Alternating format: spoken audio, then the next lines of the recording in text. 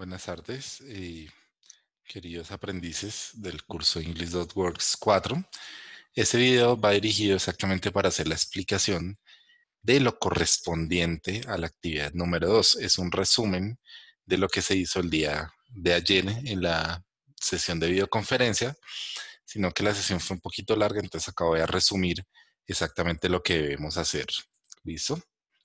Entonces, para realizar la actividad número 2, cuyo plazo es desde el día 1 de junio hasta el día 8 de junio, pues lo que vamos a hacer es que cuando ingresemos a la plataforma, yo siempre les he comentado, vamos a ingresar por contenido del curso. Por favor, siempre revisen el cronograma. Entonces, para confirmar la fecha que les acabo de dar, miramos el cronograma. Entonces, actividad número 2 contiene estas evidencias para realizar y el plazo es del 1 de junio al 8 de junio del 2020. Entonces nos dirigimos a la actividad número 2. Revisamos siempre la guía de aprendizaje, entonces la descargamos, revisamos la guía de aprendizaje, que es el resumen de las temáticas y evidencias que vamos a realizar. Luego tenemos que pasar a revisar el material propio del tema. Esa actividad número 2, la temática general es acerca del futuro, futuro en inglés. Entonces vamos a revisar el material, ¿cierto? Que el primero se llama Talking About the Future. Entonces vamos a revisar la versión multimedia. También les recomiendo siempre descargar la versión descargable. Luego vamos a pasar a revisar el material de apoyo, que también pues tiene varias cosas. Está el material, está un glosario descargable y está un glosario multimedia, donde vamos a ver el vocabulario que vamos a utilizar durante la actividad número 2. Antes de pasar a explicar cada una de las evidencias, les voy a dar un resumen de la temática que incluye la actividad número 2. Entonces, como les decía, el tema general va a ser futuro, ¿cierto? Entonces, el tema general va a ser futuro. Y para entender el futuro, digamos que hay dos formas de expresar el futuro en inglés, ¿cierto?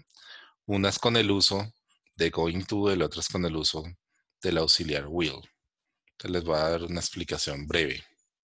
Entonces, para expresar acciones que tienen una alta probabilidad de ocurrencia, que son acciones planeadas, decisiones, eventos que van a ocurrir en el futuro con una altísima probabilidad de ocurrencia, o sea que es muy seguro que pasen, vamos a utilizar going to.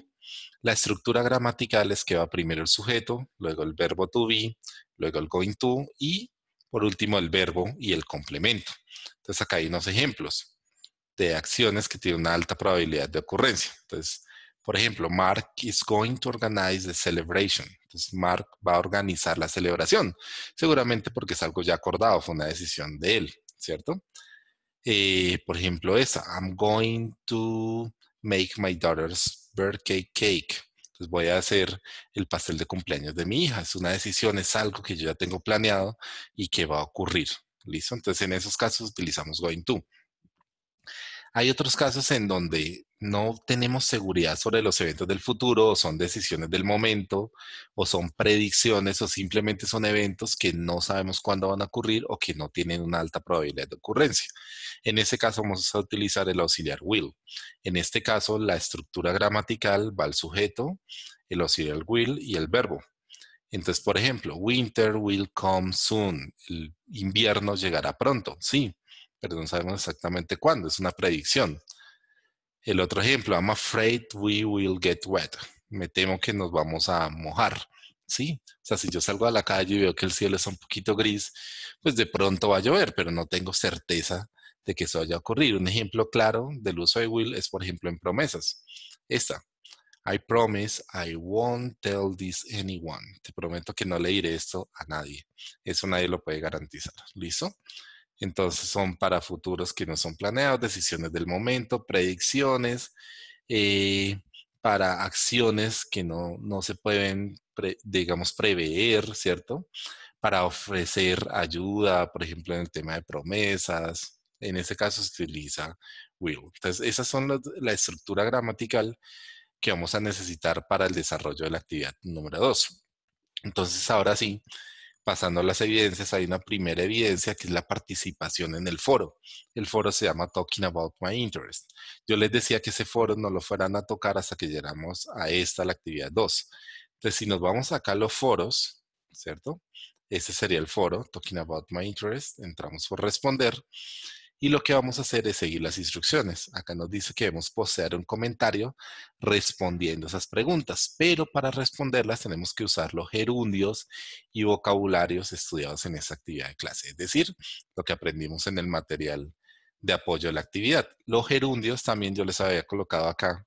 Hay una imagen que si ustedes la abren, es un cuadrito de resumen que nos habla a través de qué son los gerundios. Entonces se descarga la imagen, ¿cierto?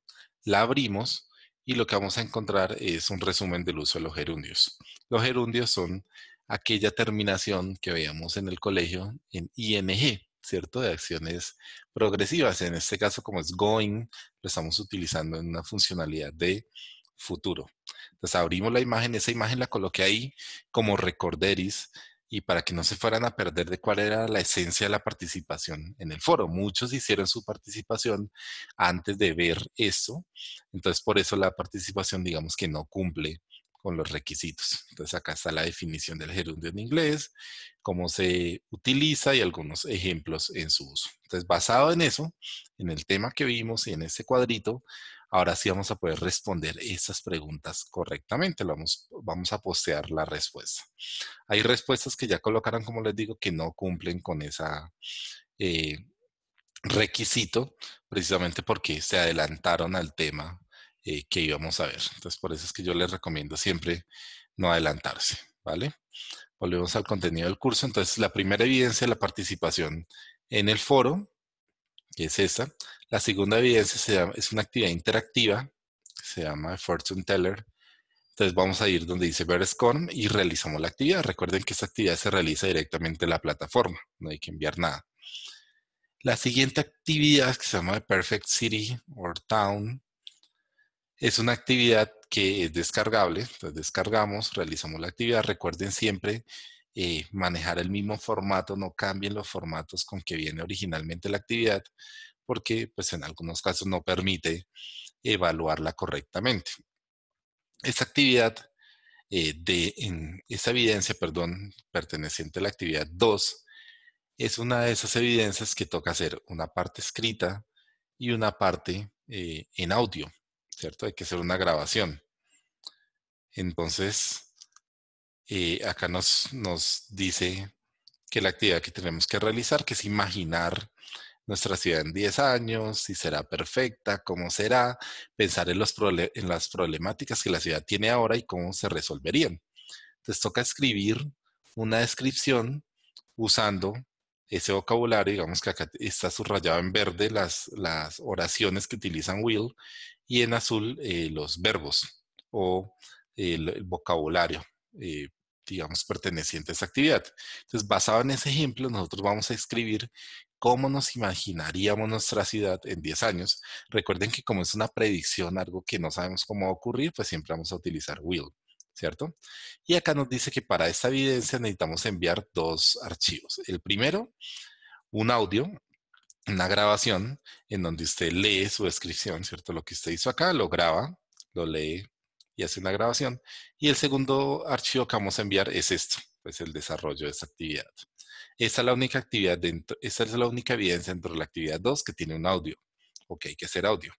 Y la última evidencia es esta, Who Would I Like to Be? Es lo mismo, es una evidencia descargable, pero esta no contiene ningún audio. Entonces, esas son las actividades que hacen parte, o las evidencias que hacen parte de la actividad número 2 y que tenemos plazo de realizar entre el 1 de junio y el 8 de junio. ¿Listos? Entonces, muchas gracias.